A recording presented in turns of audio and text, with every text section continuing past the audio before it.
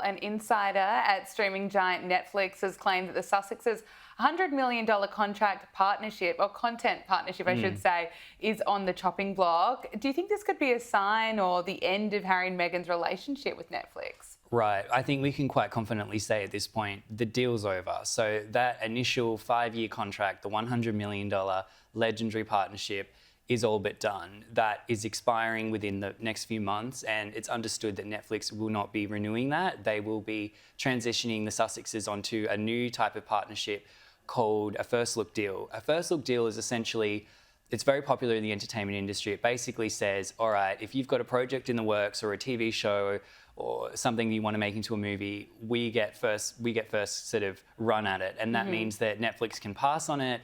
If they're interested in it, they could say, all right, you have to sort of take it to us first. I think that this is a sign that they don't really see too much value in the Sussexes. You know, the numbers have been dismal. Of course, With Love, Meghan is coming back, but there was some streaming data that came out recently that revealed that that show was barely in the top 400 shows on Netflix. And actually, this was quite a sort of poetic sign.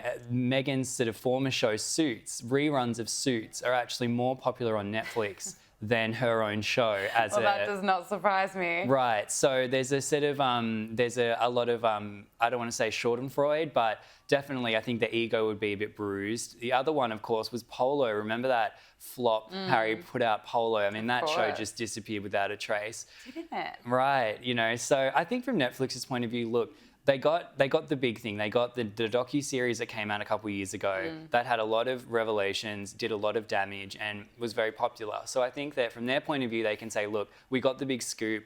But I mean, in 2025, I think we're done with the Sussexes. Yeah, I think we are.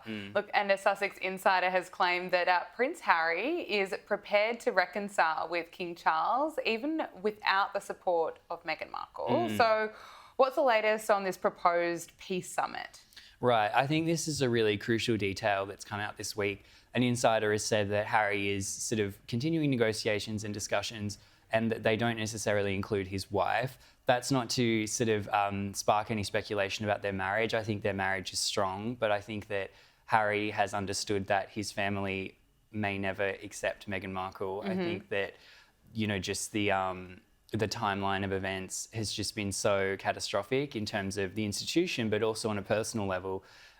Things that have been said, especially by Meghan, but also by Harry, have done great personal and reputational damage to Charles, also to William and Kate.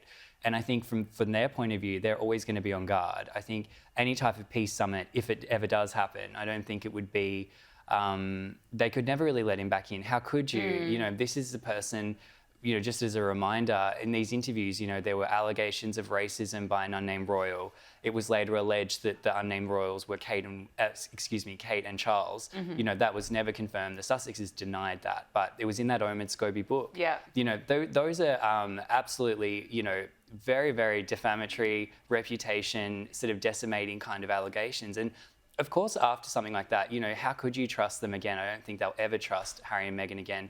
But I do think that Harry could, you know, sort of have a heart-to-heart with his father. I do believe that that is a possibility. But in terms of, you know, Meghan coming back in, I think she's happy where she is. I think that she, from her point of view, I don't think she's interested in reconciling with them either. So it sounds like everything's sort of moving along as it should. Harry is open to it.